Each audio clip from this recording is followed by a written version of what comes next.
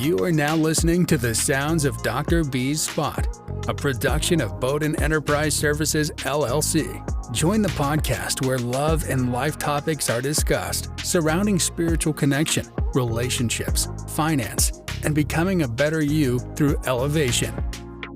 And now, here's your host, spiritual advisor and behavioral health clinician, Dr. B.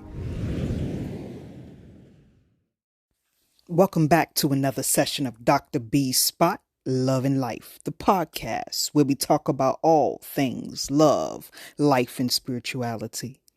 I am your host, your spiritualist, your intuitive healer, Dr. B. We are back in business and back in action.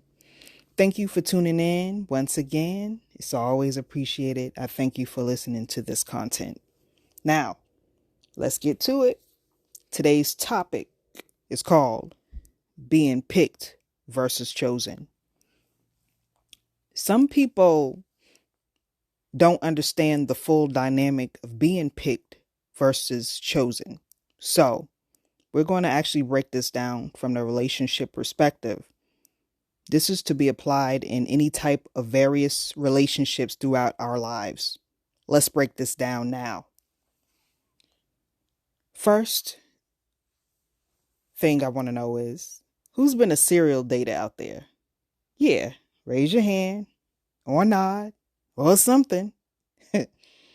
You have picked, and you have picked multiple people. Now let's take a look when they have picked you versus chosen you. When you're picked, there's some form of an attribute that stood out about you to someone. Through their eyes, they may say to themselves, "Dag, this person is a great motivator. I'm going to pick them. This person knows a lot. They got a lot of info. I'm going to pick them." They picked you for that reason.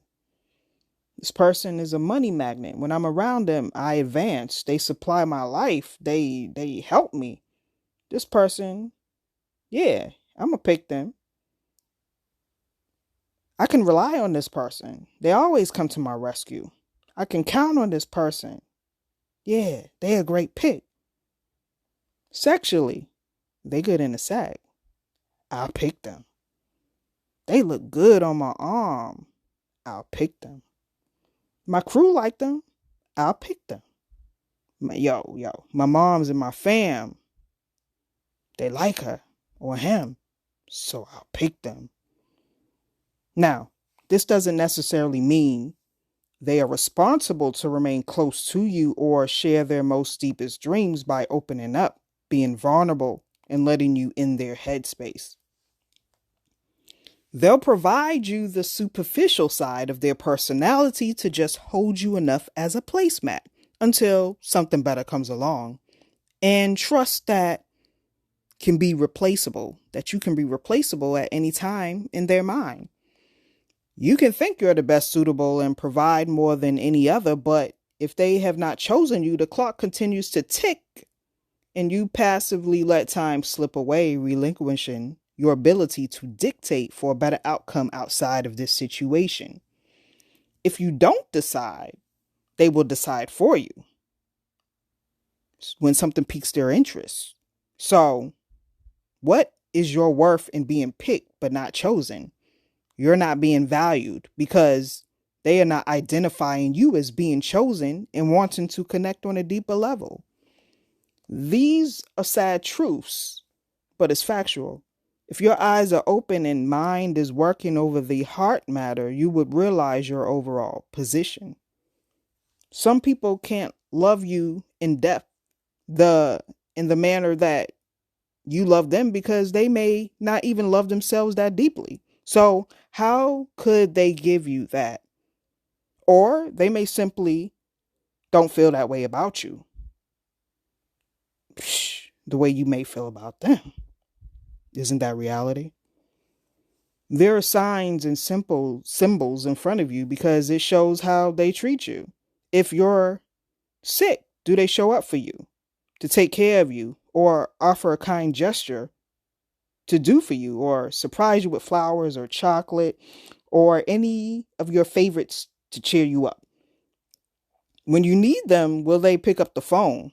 Will they come physically to your rescue? Will they ignore you?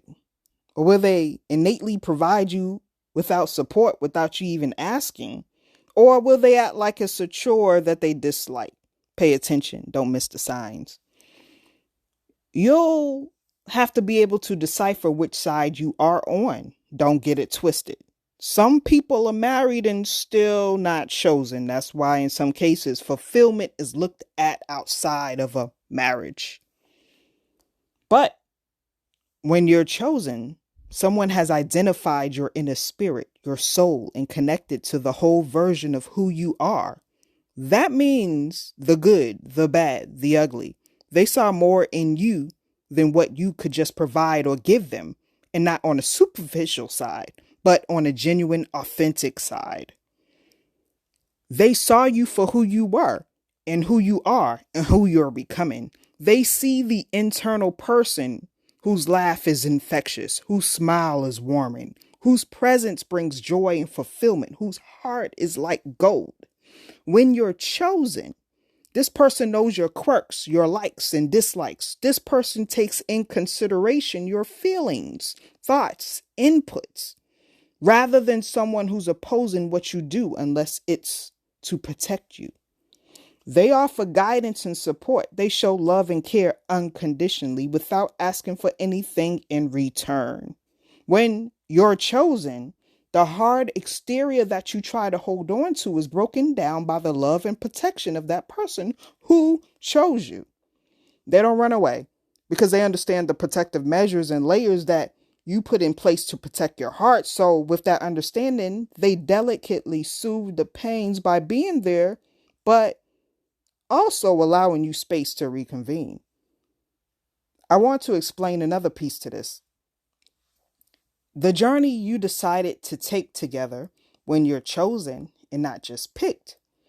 Outside forces can see this union is not like any other. In some instances, people from outside will try to infiltrate because they want the same dynamic for themselves. See, they have only been picked, but not chosen. So they hunger to be chosen, and they will do anything to disrupt the connection that exists between those that chose each other.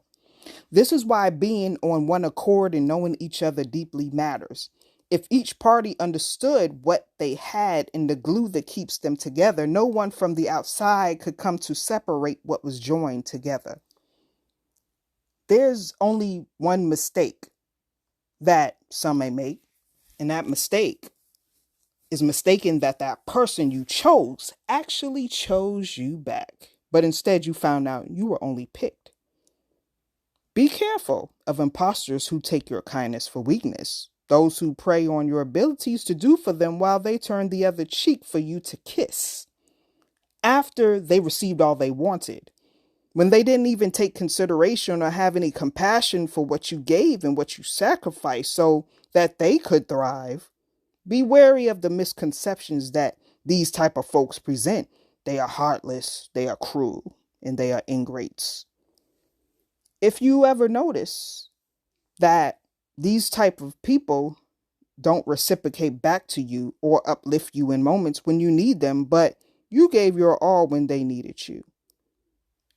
Keep being you. Surround yourself with better. You deserve it. Just be aware of demons and the darkness that some people may carry to try and cast upon you, like something was wrong with you. Instead, it was their unhappiness and unbalance with themselves, things that they personally have to work out. Here's a small tip. If you feel you're in the chosen seat, ask this person, what do they think of you and how do they feel about you? Get ready. You're about to find out. Brace yourself because he or she is getting ready to expose their true feelings. If this mother effer says, I think you're nice, or tries to change direction of the conversation to avoid answering, you better run fast and in a hurry. It's a sugar coating to keep you as a placemat. You are only picked, not chosen.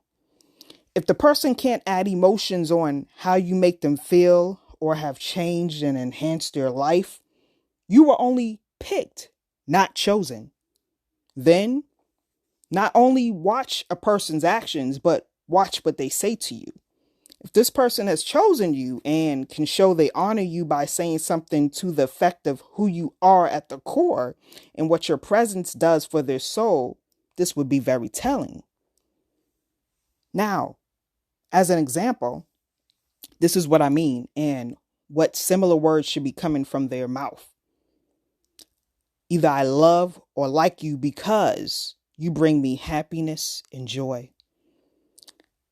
I dated a lot of people before you, but I actually like and want you around me. You helped me to reorganize my mind and life. I'm now more business oriented and I'm going after my goals. You have inspired me to be better.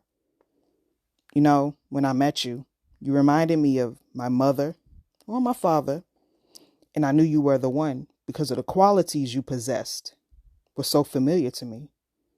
Yo, your cooking is so good. It's actually better than my mother's. Shh, don't tell her that though. When I lost my parents, you were there 100%. That meant so much to me. You're an excellent mother and father. The way you teach, provide, lead, guide this family and our children, you're a blessing to them and me. Your body, it's on point. You're so sexy. But it's much more than that. It's everything. You're attached to it. Your mind is everything. So you're so smart and you're intelligent. I must have you by my side. I literally changed for the better because of you in my life. See, this was just an example of how your love who chose you will affirm you and your position in their life. When you get affirmed, you don't have to wonder. Now, you will not hear all of these words verbatim as I stated, but it's just an example just to jolt your mind so that you may identify your rank in someone's life. So before we close out, let me ask you once again, are you picked or are you chosen? Thank you for listening to Dr. B's Spot, Love and Life. I hope you've enjoyed this session. Until next time, be blessed with less stress. Much love, Dr. B, and I'm out.